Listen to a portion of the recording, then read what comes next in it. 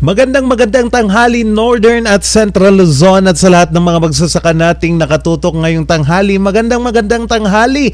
Narito na naman ang inyong programang magbibigay sa inyo ng impormasyon at balita tungkol sa agrikultura. Makakasama nyo tanghali Charles Limon dito sa ating programang I Agree. Magandang tanghali sa ating lahat. Yes, ayan. Alright. Kumusta Pangaldawyo? Kumusta po ang inyong pananghalian ngayon? Nako, magiging masarap pa yan kapag sasamahan natin ng mga impormasyon at mga balitang aking ihahatid sa inyo ngayong tanghali. Alright.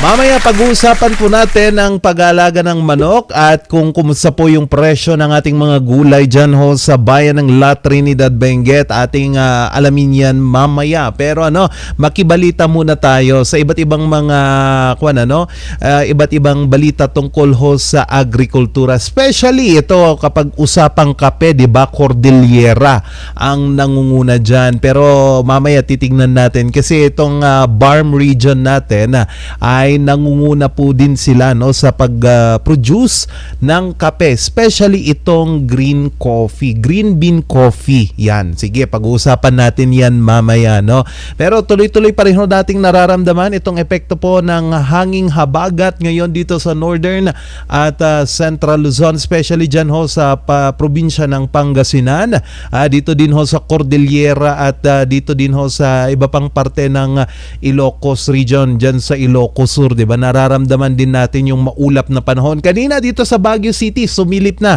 si Haring Araw. Although nung nakaraang araw pasilip-silip lang siya. Pero kanina maganda yung panahon nakapagpatuyo siguro kayo ng inyong mga damit.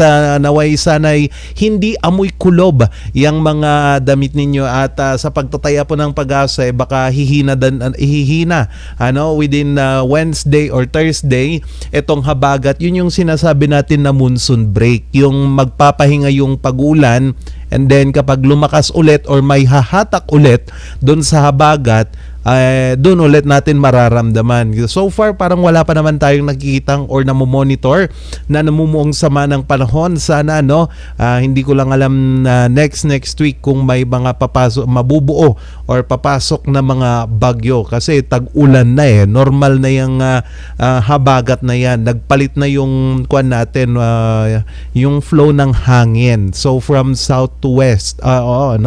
So ingat po tayo at sa ating mga magsasaka bantayan nating maigi itong mga pananim natin kasi may kung minsan malakas yung bugso ng hangin Tinatanong ng ilan, wala namang bagyo, bakit inuulan? Yan po ay dahil sa habagat. Sige, ating simulan ng ating talakayan tungkol sa agrikultura. Alright, unang-una dyan, dito pong usapang kape dyan sa Barm region or Bangsamoro Autonomous Region in Muslim Mindanao. Ito nga po, magandang naging rank top 7 sila, sa kakatapos ho na prestigious Philippine Coffee Quality Competition or PCQC Arabica category dyan ho sa sinagawang Philippine Coffee Expo 2023. So ang nakuha po nila ay itong ipinagmamalaki nilang Arabica na kape mula po sa Barm region dyan sa Mindanao. So the achievement of ito pong SMD Farmers Organizations not only brings glory to the Barm but also highlights the region's potential to produce world-class coffee. Yan. Kasi ang inilaban po nila ay ito pong green coffee beans or GCB of Catimor variety. Ayan. So, ang natitikman, hindi ko pa to natitikman, pero siguro, time will come, matitikman ko din tong green coffee beans. Kasi nga din naman, kapag green coffee bean daw, ayon sa pag-aaral, mataas yung level ng antioxidants known as chlorogenic acids. Ayan. Oo. Which is maganda raw na pampapayat. Oo. And, it's maganda to kasi from time to time, nakikijoin rin nakikisama ko sa iba't ibang, hindi naman nakikisama, pumupunta lang ako sa mga coffee expo. Paminsan-minsan may nakikita akong green coffee which is napakahirap palang gawin. Ito pong laman kasi ng green coffee na chlorogenic acid, but most of it's lost during the roasting process.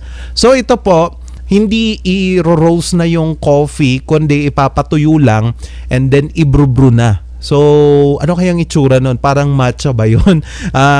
Kung tatanungin niyo ako, hindi pa ako nakatikim nito. But I'm excited, na matikman itong green coffee beans na kape na kung minsan pinapakilala nila at kung minsan additive sa iba't ibang pampapayat ng mga gamot or sinasabi nilang gamot or food supplements kasi maganda raw ito sa katawan, pero hindi ko lang alam kung merong approved therapeutic claims itong green coffee beans. So it's good na umaangat ang BARM in terms of ito pong industriya ng kape, at andyan lagi yung Cordillera din kasi kapag titignan mo yung region ng BARM or some parts of Mindanao dyan sa Compostela Valley, parang Cordillera din, maraming bundok. Maraming bundok doon, which is maganda para sa pagpapalaki nitong kape, kasi nga sa katunayan may mga Cordilleran din na nakatira doon, especially dyan sa Compostela Valley. Dagijay Ibaloy, merong mga Ibaloy doon at iba pang ethnic groups mula sa Cordillera, wherein nagsettle sila doon para po sa pagnenegosyo ng pagmimina. Ayun, yung pagmimina din. Kasi rich din ang Mindanao in terms of mga iba't ibang yamang mineral, 'di ba? Oo. So good, at least meron ng ipagmamalaki itong BARM in terms of sa coffee industry. So ito pong Philippine Coffee Expo 2023 kasi it catalyzes the growth, promotion and recognition of the Philippine coffee.